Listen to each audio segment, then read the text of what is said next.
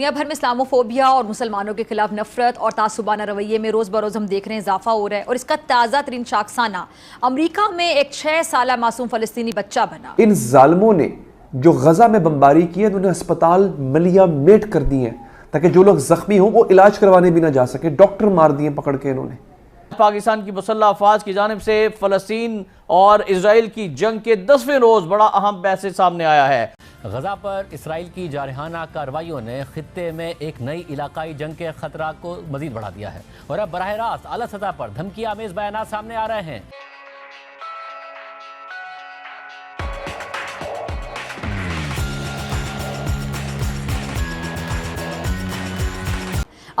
अमरीकी media report से बताती हैं कि ये वाक़या अमरीका में पेश आया जहां 71 साल एक मालिक मकान ने किराएदार फ़लस्तीनी ख़ानदान पर चाकू से हमला किया। इस हमले का निशाना पहले इस बच्चे की वालिदा बनी और फिर जिन पर आपको मैं ये भी ज़रा बता दूँ, उस खातून पर इस जनूनी शख्स ने, जालिम शख्स ने 1 दर्जन से ज़ायद चाकू के वार किए। वो शदीद ज़ख्मी हो गई और जिसके बाद ये जो जालिम शख्स है इसके कलेजे में तब भी ठंड नहीं पड़ी। जालिम शख्स ने उस खातून के 6 साल बेटे को भी पैदर पे चाकू के वार करके कत्ल ही कर दिया। अच्छा, पुलिस ऑफिशियल्स के मुताबिक 6 साल के जो मासूम बच्चा है इस पर 26 चाकू के वार किए गए, 26 बार चाकू से वार किया गया। हुकाम ये बताते हैं कि वाक़या इसराइल और फ़लस्तीन तनाज़े के रद्द अमल के तौर पे पेश आया। अब दूसरी जानिब आप देख रहे हैं गजा भी लहूलुहान है जहाँ गासिब इसराइली फोर्सेस तबाहकुन बमबारी से फ़लस्तीनियों की नस्ल कुशी में मसरूफ़ हैं। Army chief general Asim Munir साहब की ज़ेर सदारत होने वाली कोर कमांडर्स कॉन्फ्रेंस के शुरा ने गजा में इसराइल के ताकत के इस्तेमाल से मासूम शहरियों के जानी नुकसान पर खुलकर इजहार तशवीश किया है। पाक फौज के शोबा ताल्लुकात आमा के मुताबिक आर्मी चीफ की ज़ेर सदारत 260वीं कोर कमांडर्स कॉन्फ्रेंस हुई है और ISPR के मुताबिक army chief general Asim Munir का कहना था कि फ़लस्तीनी अवाम को पाकिस्तानी कौम की मुसल्लह अफवाज की मुकम्मल सफारती, इखलाकी और सियासी हिमायत हासिल है। मसले फ़लस्तीन के पायदार हल और मुसलमानों के मुकद्दस मुकामात पर गैर कानूनी इजरायली कब्जे के खात्मे के लिए असूली मौक़िफ़ की हिमायत जारी रखेंगे।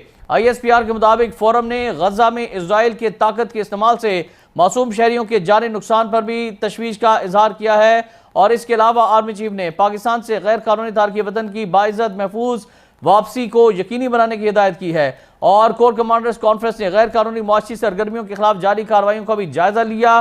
पाकिस्तान की मईशत और पाकिस्तान को जो अमन अमान की सूरत हाल के हवाले से चैलेंजेस दरपेश हैं, इसके अलावा ज़ख़ीरा अंदोज़ी, स्मगलिंग, कार्टल्स के खिलाफ कार्रवाइयों पर भी आज तफसीली गौर किया गया है। इन कार्रवाइयों से मुआशी सरगर्मियों को मनफी असरा से निजात दिलाने के लिए आर्मी चीफ ने नए अहकाम भी दिए हैं और पाक फौज की कार्रवाइयों में हुकूमत और कानून नाफिज करने वाले इदारों से हर मुमकिन ताउन करने का अज़्म भी जाहिर किया गया है। ISPR के मुताबिक कोर कमांडर कॉन्फ्रेंस ने हर किस्म के बिलवास्ता और बिला वास्ता खतरात के खिलाफ मुल्क की सालमियत के दिफा के अज़म का ऐलान किया है और आज पाक फौज की जानिब से ये कहा गया है और वाज़े मैसेज दिया गया है दुश्मनों को कि दुश्मन कुव्वतों के इशारे पर काम करने वाले तमाम दहशत गर्दों से रियासत मुकम्मल ताकत के साथ निपटेगी। और नाज़रीन, उधर ईरान के सुप्रीम लीडर अली खामनाई ने आज मंगल के रोज़ कह दिया है कि अगर इसराइल गजा में जराइम करता रहा तो मुसलमानों और मुज़ाहमती कुव्वतों को कोई नहीं रोक सकता और हिजबुल्लाह समेत जितने भी मलेशियाज हैं जिनकी ईरान सरपरस्ती करता है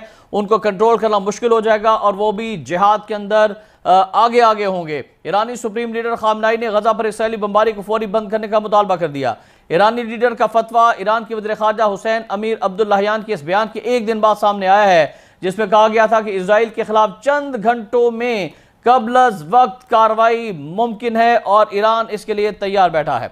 उधर फ़लस्तीनी तंजीम हमास ने कहा है कि जो ममालिक इंसानी हमदर्दी के तहत जंग से मुतासर लोगों के लिए इमदाद की खातिर गजा की पट्टी में राहदारियां खुलवाने में रुकावट बन रहे हैं, वो गजा की पट्टी में जारी खून खराबे के असल जिम्मेदार हैं। हमास का यह भी कहना है कि सलामती कौंसिल में बाज़ ममालिक ने गजा में जारी इजरायली हमले रोकने और इमदाद की फराहमी के लिए पेश की गई करारदाद को मुस्तरद करके कत्लो गारत जारी रखने की हिमायत की है। और आपको बताएं कि अमेरिका और बरतानिया ये वो दो मनहूस रियासतें हैं कि जिन्होंने आज सलामती कौंसिल के अंदर करारदाद वीटो कर दी।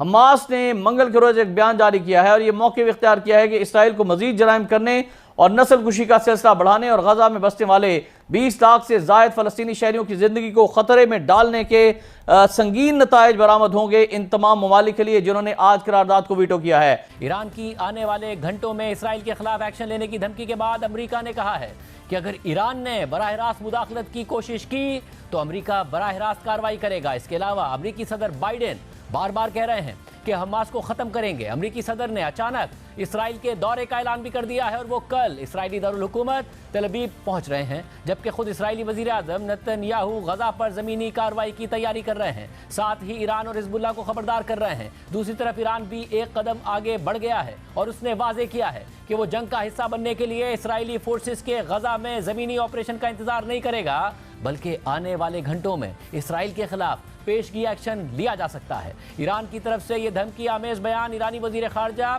अमीर अब्दुल हयान ने दिया है, जिन्होंने पिछले हफ्ते मशरिक वस्ता का दौरा किया था, अहम मुलाकातें की थी। ईरानी वजीर खारजा की हमास के सियासी उमूर के सरबरा इस्माइल हनिया से कतर में मुलाकात हुई थी, जबकि हिजबुल्लाह के सरबरा हसन नसरुल्लाह से उन्होंने लबनान जाकर मुलाकात की थी, जिसके बाद ईरान पहुंचकर उन्होंने ईरानी टीवी चैनल को इंटरव्यू दिया, जिसमें उनका कहना था कि हिजबुल्लाह के लिए तमाम मंजरनामे और मुमकिना ऑप्शंस मौजूद हैं। मज़ाहमती लीडर्स इसराइल को गजा में कोई भी एक्शन लेने की इजाजत नहीं देंगे और जैसे ही मज़ाहमती तहरीकों को गजा के बारे में इत्मीनान हो जाएगा तो वो खित्ते के दीगर मज़ाहमती इलाकों की तरफ बढ़ेंगे। लिहाजा आने वाले घंटों में कोई भी पेशगी इकदाम काबिल तसव्वुर है। मज़ाहमती लीडर्स गजा में इसराइल को वो नहीं करने देंगे जो वो करना चाहता है। ईरानी वज़ीर ख़ारजा ने मज़ीद कहा कि आज अगर हमने गजा का दिफा नहीं किया तो कल हमें अपने ही मुल्क में फॉस्फोरस बमों के खिलाफ बच्चों के अस्पतालों का दिफा करना पड़ेगा।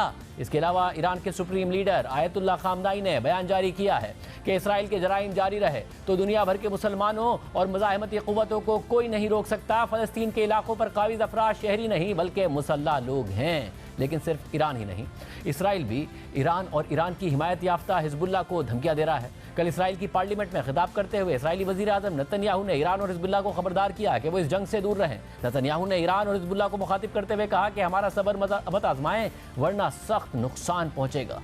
इसराइली मीडिया के मुताबिक जिस वक्त नेतन्याहू पार्लियामेंट से खिताब कर रहे थे तो उसी वक्त गजा से इसराइल पर रॉकेट्स दागे गए, जिसकी वजह से पार्लियामेंट की कार्रवाई 40 मिनट तक रोकना पड़ी और अरकान ने पार्लियामेंट को शेल्टर लेना पड़ा। और अब से कुछ देर पहले आने वाली इतलात के मुताबिक इसराइल ने लबनान के बॉर्डर पर हमला कर दिया है, जिसमें हिजबुल्लाह के 4 जंगजू मारे गए हैं। 7 अक्टूबर के बाद से ही लबनानी सरहद पर कशीदगी थी, मगर अब उसमें शिद्दत आ गई है। अरब मीडिया के मुताबिक शुरू में रोजाना एक आध हमला हो रहा था, मगर अब रोजाना 3 से 5 हमले रिपोर्ट हो रहे हैं और सूरत हाल मजीद कशीदा हो रही है। जबकि खुद इसराइल ने लबनान की सरहद पर अपने इलाकों को खाली करवा दिया है। लेकिन इस सूरत हाल में कल एक और बड़ी पेशरफ्त होने वाली है, क्योंकि अमरीकी वजीर खारजा ने गुज़िश्ता रोज रात गए अचानक ऐलान किया कि अमरीकी सदर बाइडेन बुध यानी कल इसराइल का दौरा कर रहे हैं। इसराइली मीडिया के मुताबिक अमरीकी सदर की एडवांस टीम कल रात ही तेल अवीव पहुंच गई थी। अमरीकी सदर के दौरे की वजह से गजा पर जमीनी हमला मुलतवी कर दिया गया है। बाइडेन कल 4 घंटे इसराइल में रहेंगे, जिसके बाद वो उर्दन जाएंगे और वहां मौजूदा सूरत हाल के हवाले से एक समिट में शिरकत करेंगे,